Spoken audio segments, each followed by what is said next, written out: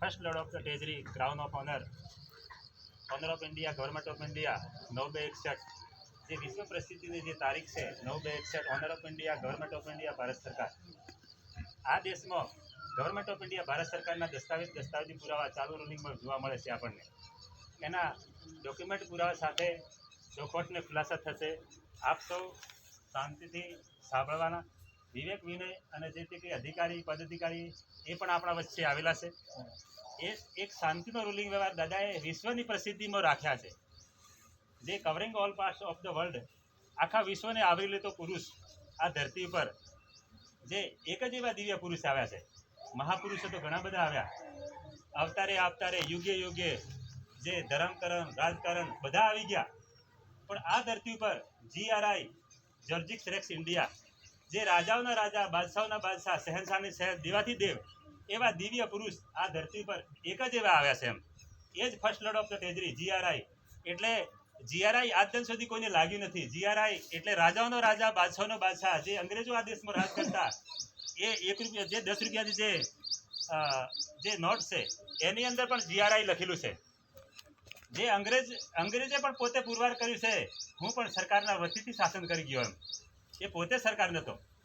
તો પછી આપણે ગવર્મેન્ટ ઓફ ઇન્ડિયા ભારત સરકારના અંડરમાં 852 ખાતા, રેવન્યુના અંડરમાં 852 ખાતા, રેવન્યુ સર્વનો વરિષ્ઠ છે. એટલે આ ધરતી, આ વિશ્વ બગીચો ગવર્મેન્ટ ઓફ ઇન્ડિયા ભારત સરકારનો જ છે. એટલે આ દેશની અંદર જે ચાલતા રૂલિંગ વ્યવહારની અંદર આપણે જોવા જઈએ છીએ તો દસ્તાવેજી પુરાવાને માન્ય છે. કોર્ટ પણ દસ્તાવેજને માને છે. દસ્તાવેજી પુરાવાના આધારે ખુલાસાનો સપોર્ટ થાય તો જ વિશ્વની અંદર શાંતિ આવે છે. આ જે અધિકારી છે એમના ખભા ઉપર જે સ્ટાર, SPI 2 સ્ટાર લાગેલા છે. એટલે એનો જે ખુલાસો આપનાર, એનો જે ખુલાસો બતાવનાર એવા દિવ્ય પુરુષ આ ધરતી પર દાદા સિવાય કોઈ જ નથી આવી શક્યા. એમ નહીં આવ્યા હોય તો એવા દસ્તાવેજ પુરાવા સાથે, ડોક્યુમેન્ટ પુરાવા સાથે આ સમાજ વચ્ચેને રજૂ કરવા જોઈએ. એમ આજે રેવન્યુ અધિકારી છે, ક્યાં છે રેવન્યુ અધિકારી? આજે કે રેવન્યુ અધિકારીને 852 ખાતા રેવન્યુના અંડરમાં છે, સર્વ કાયદા રેવન્યુના બંધનમાં છે, રેવન્યુ સર્વનો વરિષ્ઠ છે.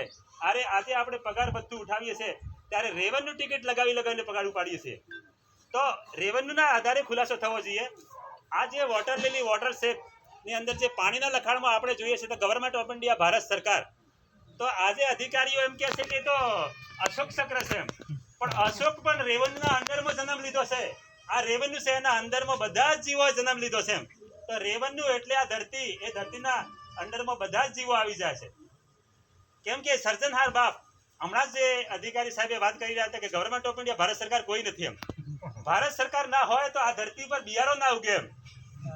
એમ કે આ ભારત સરકાર છે એટલા માટે આ ધરતીમાં માતા લીલી સાડી ઓઢી દીધી છે. આજે એવું જો જ્યુડિશિયલ અધિકારી કરાવી શકતા હોત તો પછી અધિકારીઓની સામે જ આપણે નજર રાખીને જોતા હોત. પણ સર્જનહાર બાપ બધા જીવોને શાંતિ આપી અને જતા રહેશે. એ ક્યાં છે અને કઈ મુકામ ઉપર છે? દાદાએ પુરવાર કર્યું છે કે પવન પાણીની કણી જે અધિકારીઓના ખભા ઉપર જે લાગેલા છે, જે પવન પાણીની કણી એ મૂકેલી છે, એ 1 રૂપી કરન્સીની અંદર આપણે જોતા દાદાએ પુરવાર કર્યું. આ અવતારે તો બધા આવી ગયા પણ પુરવાર નતા કરી શક્યા. હું ક્યાંથી આવ્યો છું અને પાછું મારે ક્યાં જવાનું છે. માટે કરીને ઇન્ડિયન નોન જ્યુડિશિયલી જે માનસવી સર્જિત જે વાતો છે એ તો મનસ્વી સર્જિત કાયદા બનાવેલા છે, પણ નોન જ્યુડિશિયલ છે કુદરતી બંધારણ થકી જે ડોક્યુમેન્ટ પુરાવા, દસ્તાવેજી પુરાવા છે એને જ ઇન્ડિયન નોન જ્યુડિશિયલ કહેવાય છે. એટલે દાદાએ પુરવાર કર્યું છે. અને જે 4 લાઇન્સની જે મુદ્રા છે એના ફરતે લખેલું છે ગવર્મેન્ટ ઓફ ઇન્ડિયા ભારત સરકાર, અને જે સ્ટાર મૂક્યા છે એ બે જે સ્ટાર, એને આત્માનો જે પતિ અને પત્નીના જે પવિત્ર કર્મયોગ થકી જે આકૃતિ તૈયાર થાય છે એ સાર સિંહાસનનો સિક્કો છે. એનું નામ ભારત સરકાર. ભારત એટલે ધરતી માતા અને સરકાર એટલે જે સર્જનહાર બાપ આ ધરતી માતા ઉપર જે પાણી, પવિત્ર પાણી પાડે છે અને બધા જીવો માટે શાંતિનો રૂલિંગ વ્યવહાર બતાવી જાય છે.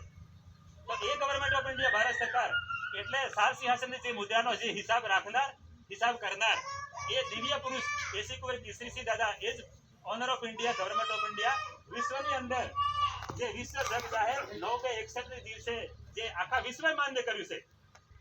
તો ગવર્મેન્ટ ઓફ ઇન્ડિયા ભારત સરકાર છે જ, અણુમાં છે, રજેરજમાં છે, પણ આપણે આધ્યાત્મિકના રાહે જોઈશું, એના અમલમાં જીવન જીવતા હશું, એનો વિશ્વની જે આજે પ્રકૃતિ છે એનો જે કુદરત સાથે આપણે સંબંધ રાખતા હશું, તો ભારત સરકાર કોણ છે એ સમજાઈ જતું હશે કે દાદાએ જીવ માત્ર સરખા રાખ્યા છે, એમને કોઈ વિરોધ વર્તન નથી કર્યું, કોઈ ધર્મ પાર્ટીના હોય, પક્ષ પાર્ટીના હોય કે રાજકારણના હોય કે બધાને સરખા રાખીને દાદાએ ખુલાસા કરેલા છે, એટલે વિશ્વએ માન્ય કર્યું છે.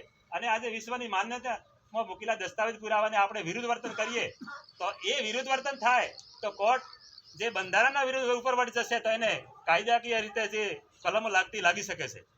પણ જે આદિમ જાતિ આદિવાસીને આ દેશમાં બે પરિવાર રહેશે,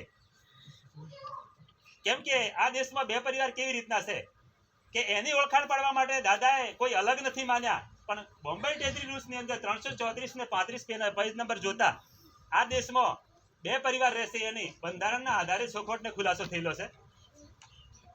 તો એક જે કુદરતી રાહે જીવનારો જે પરિવાર છે, સૂર્ય પિતા, ચંદ્ર માતા, ધરતી માતા, આકાશ પિતા, માતા પિતા, એ કુદરતી વ્યવહાર સાથે સંકળાયેલો છે અને એ મૂર્તિ પૂજક નથી.